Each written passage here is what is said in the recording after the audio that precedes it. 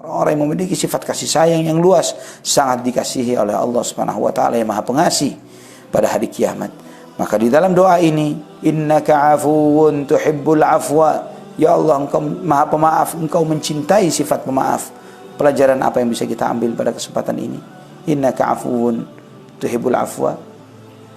Allah mencintai sifat pemaaf adalah dengan sering memaafkan.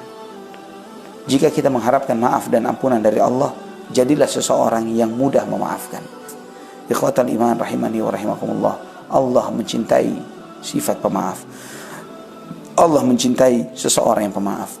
Terdapat sebuah athar, sebuah riwayat dari salafun salih terdahulu yang bernama salah seorang saleh, saya lupa namanya, tapi beliau dipanggil dengan Al-Hamadani. Disebutkan oleh Al-Imam Al-Zahabi dalam Syiar Alamin Nubala bahwa orang ini dikenal dengan akhlaknya yang baik, akhlaknya yang mulia, dan suka memaafkan orang.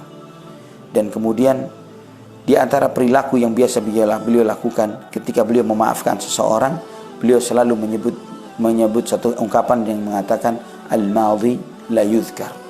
Beliau mengatakan al-madhi la yuzkar, bahwa sesuatu yang lalu tidak usah diingat, yang lalu tidak usah diingat.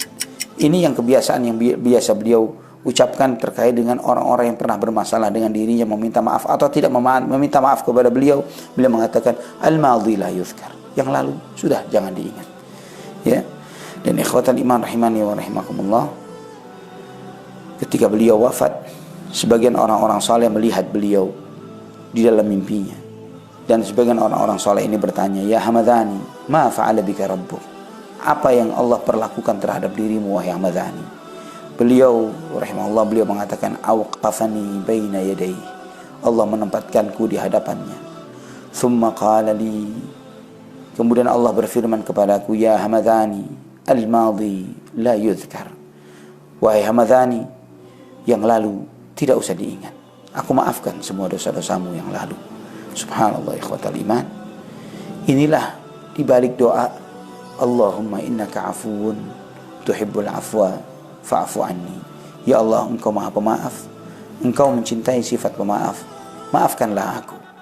Di samping kita meminta maaf kepada Allah Subhanahu wa taala, di antara ikhtiar agar kita mendapatkan maaf dan ampunan Allah adalah dengan sering-sering memaafkan. Di dalam surat An-Nur Allah berfirman, falyafu wal yasfahu ala tuhibbuna an yaghfirallahu lakum wallahu ghafurur rahim. Hendaklah kalian menjadi seorang yang memiliki sifat pemaaf dan berlapang dada. Apakah kalian tidak mau Allah mengampuni dosa-dosa kalian? Sesungguhnya Allah Subhanahu wa taala Maha Pengampun dan Maha Penyayang.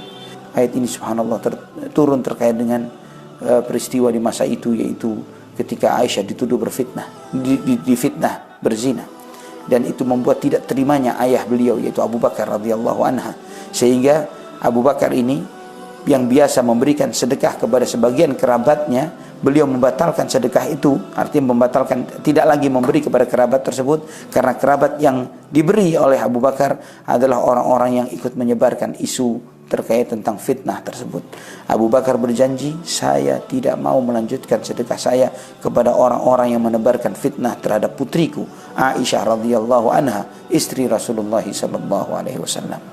Posisi Abu Bakar posisi yang benar, sikap yang benar. Namun Allah Subhanahu wa taala tidak membiarkan hal itu. Allah mengingatkan, wala ya'tali ulul fadli minkum was-sa'ah, dan janganlah orang-orang yang memiliki kelebihan harta memberhentikan bantuannya kepada orang-orang yang kekurangan di antara kalian. Dan hendaklah mereka memaafkan, falyafu wal yasfahu, hendaklah mereka memaafkan, berlapang dada, maafkan kesalahan-kesalahan mereka. Ala tuhibbuna an yaghfirallahu lakum, apakah kalian tidak suka, tidak ingin jika Allah mengampuni dosa-dosa kalian? Ikhwatal iman, ampunan dan maaf Allah Subhanahu wa taala jauh lebih mahal dan bernilai bagi kehidupan kita, melebihi ego dan harga diri kita. Seringkali kita tidak mau memaafkan, tidak mau mengampuni kesalahan orang, adalah karena untuk mempertahankan ego dan harga diri.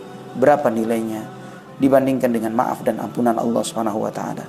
Apakah masih tersisa ego bagi diri kita ketika kita digiring untuk dihadapkan kepada neraka jahanam? Ketika kita sadar ternyata lembaran catatan amal kita terima dari sisi kiri kita.